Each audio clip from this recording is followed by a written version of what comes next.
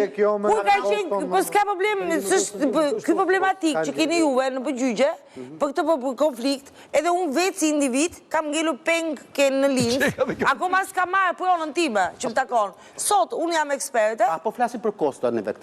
Po tani jo për janë ligjet të tjera, jo tani ka siguri juridike. Po ma të rego ku është më, sepse ndryshe do kësha ngell pa punën në raport me këto çështje që po. Transakcionet në kohë time, jo, ka.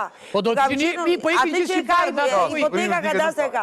Kadastra nuk ka pasë regjistra hipotekore për kontratat sipërmarrje dhe shqiteshin me kamponarët e ndërtimit 700 transakcione.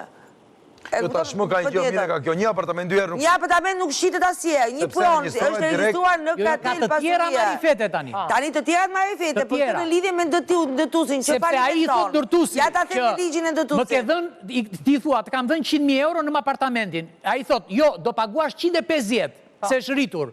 Ti thua, vlla e kam 100, miri do taj, na t'jap lekët edhe ik. E kupton, po ndërkohë të ke humbur shtëpinë. Ke humbur kohën, ke humbur investimin. Ka marifeta, ka marifeta, kuma më kështu, jeben lek të KRTRSH-ja, e merr lejën e ndërtimit ai në një truall të tjetrit, e ndërton godinën dhe pastaj në gjyq është anulluar PDV-1-shi, PDV-2-shi dhe leja ndërtimit dhe ti e ke bler apartamentin dhe s'merr certifikatin e plotësimit. Po janë raste shumë. Këto janë raste të më të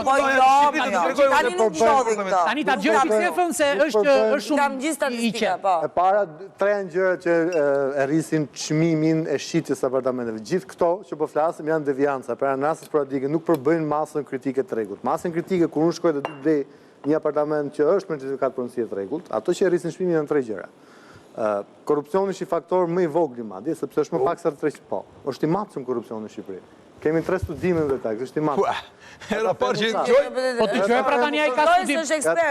Mos ndërpri Roland. 50 milionë euro në vit. Kjo se rrit, nuk e rrit çmimin. Ja ta them unë çfarë rrit çmimin. Gjithashtu ne dim edhe nga Banka e Shqipërisë sa është paraja kesh jashtë bankave. 7% është norma e lejuar. Dhe aktualisht ne dim që kemi 4.2 miliard euro. Po të heqësh normën e lejuar për transaksionet e vogla që ne i marrim para xhepi, duhet të jetë rreth 500 milionë euro në qarkullim.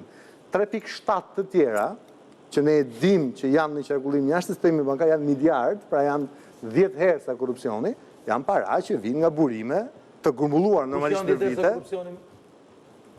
Parat që kanë ardhur ndër vite, po.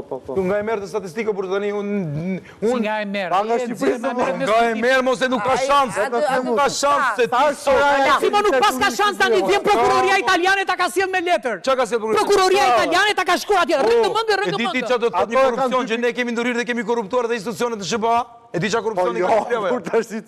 E diti që edhe me Konikali sot në Burg është i dënuar për korrupsion nga shqiptarët. E diti që edhe Leja Zvërnetit është dënuar me korrupsion më. Ishte vetë. Po çfarë thonë kush të jep lejë pa korrupsion në Shqipëri? Ishte vetë ai me Konikali. Po mos më tani se s'ka shans. Ishte i but vetë tha. Po s'ka shans më vë bast që ti nuk pajtohem absolutisht. Ti edhe një hap pa korrupsion sot në Shqipëri. Nuk pajtohem të kundërtën. Po sa po tash është 320 deri në 350 ne jetojmë në sistem të korrupsionit dhe sidomos në ndërtime vetëm me korrupsion me leje. Mirë, lëre Sefën. Sabotash që është mbi 300 milionë euro në vit, po është pak krahasimisht me paranë që vjen nga jashtë dhe grumbulluar ndër vite. Ky është krahasimi. Me ato 2 kontenjere që erdhën para 2 ditësh thotë ti. Po, ato janë gjithë korrupsionin që ti mund të kesh për një vit. Qoftë demarsi shumë para se. Ore ti e shikon si bie